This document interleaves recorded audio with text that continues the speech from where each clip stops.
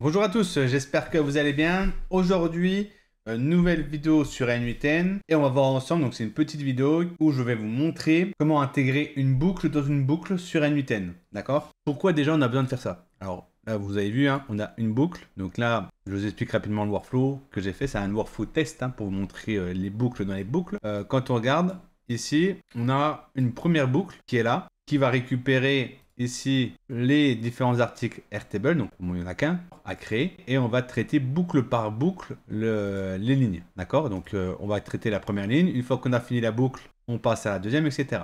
Okay. Sauf que dans la boucle, ce que je vais faire, c'est que pour créer mon article, d'accord, qui sera ici, je vais en gros créer des parties, d'accord? Donc là, si je lance par exemple ça, je vais vous montrer, vous allez tout de suite comprendre. Donc là, je lui demande ici, dans cela, de me créer de m'identifier des parties, d'accord, d'articles par rapport à mon sujet, ok. Et là, ça c'est devenu, alors on pourrait le faire différemment, à l'époque j'avais fait comme ça, et pour faire la vidéo, j'ai repris le nœud, donc là c'est du code que j'avais fait à l'époque via ChatGPT, et à la sortie, on voit, j'ai trois parties, là, là et là.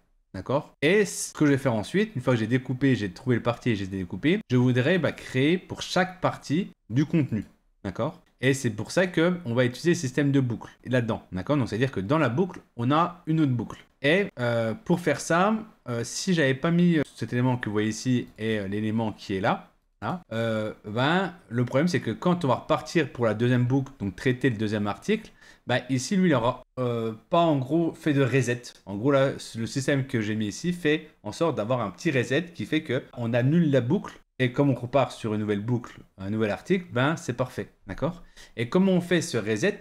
Et ça, d'ailleurs, on pourrait avoir dans la boucle une boucle et dans la boucle encore une boucle. On peut avoir vraiment plein de boucles comme ça. Et comment ça fonctionne? C'est assez simple. C'est qu'ici, donc là pour le moment c'est rouge parce que voilà. Mais en gros, ce que je dis, c'est que ici tu vas faire un reset quand la boucle qui est ici n'a plus d'éléments, d'accord? Du moment où la boucle n'a plus d'éléments, c'est-à-dire qu'on a tout traité, tu fais un reset, d'accord? Et ici, là, on met une condition qui fait que quand ici on a fait un reset, si c'est vrai, on retourne à la boucle principale.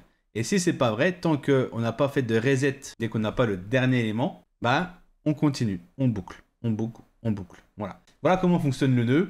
Ce que je vous propose, c'est de vous montrer. Alors, ça sera une vidéo assez courte, hein, parce que et j'ai pris de faire plein de petites vidéos comme ça, en plus des vidéos un peu plus longues, plus liées aux fonctionnalités de N8N. Donc là, si je mets en route le nœud, vous allez voir. Donc là, hop, il y a trois éléments.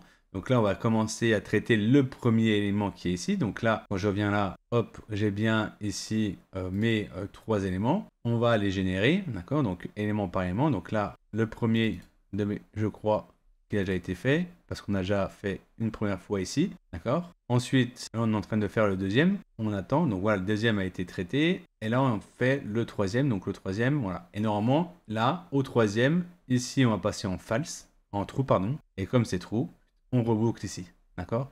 Donc vous allez voir, normalement, la ligne qui est ici va passer parce que on n'aura plus d'éléments dans la boucle, parce qu'il y avait trois éléments qui sont rentrés, et on a traité les trois, voilà. Et vous avez vu, hop, là, on passe à l'autre élément.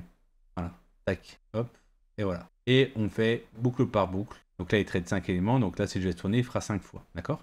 Et là, il y a eu bien un reset. On passe bien à l'autre contenu. Hein. Si je regarde ici, le quatrième, c'est les découvertes archéologiques, pardon. Et normalement, c'est le premier qui est ici. Voilà, donc ça fonctionne très bien. Je vais l'arrêter, ça sert à rien de gaspiller du crédit OpenAI, mais voilà. Donc c'est comme ça qu'on fait les boucles dans les... Voilà, ça peut être un peu compliqué de comprendre ce système-là quand on commence à avoir des workflows où on imbrique des choses. Mais voilà, vous avez vu, c'est assez simple. Il faut juste mettre une condition ici. Voilà, si en gros il n'y a plus d'éléments, on fait un reset de la boucle.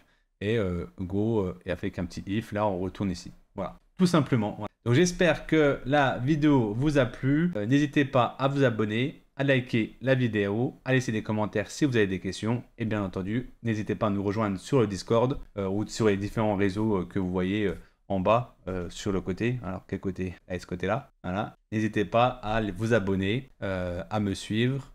Et bien entendu, rejoignez le Discord. Le Discord est de plus en plus actif. Donc voilà, grâce aux membres. Et ça, je vous remercie. Donc n'hésitez pas à rejoindre le Discord. Voilà. Je vous dis à la prochaine pour une prochaine vidéo.